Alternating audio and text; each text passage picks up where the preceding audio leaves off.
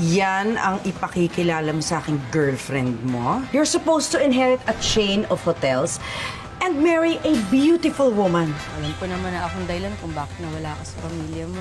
Sila ang may diferensya, hindi ikaw, hindi tayo. I am going to lend you ₱500,000 and a house.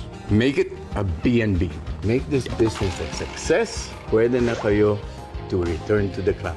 Ayoko naman may masabi pa sa amin si Mami. Konting renovation lang yan, ganda na yan. Bonggang location. Baka may opening dyan. Bekinemel. Bongga rin ang staff. Public Relations Officer, tama? Yes, Boss Pogi. All around. Mabilis kumilos, mabilis magtrabaho. Mabilis na ng kamay. Buboy, base dito sa resume mo, may experience ka sa kusina. Halata naman gusto ko. Okay, Mr. Nero, ikaw naman. Ito, nakalagay lang dito, gusto mo magtrabaho. Kahit, ano sir? Yes! Teka, it's morning. Bongga morning!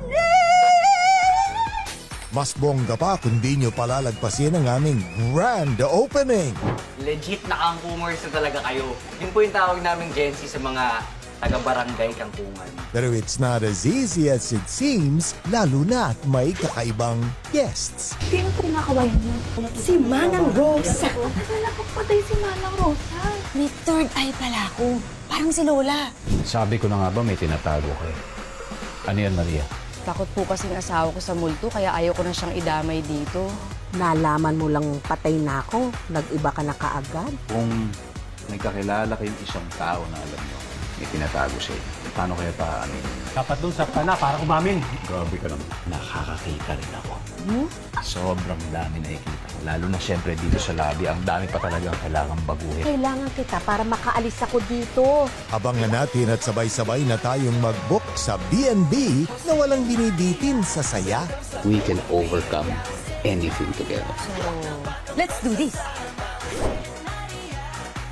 Jose and Maria's Bonggang Villa.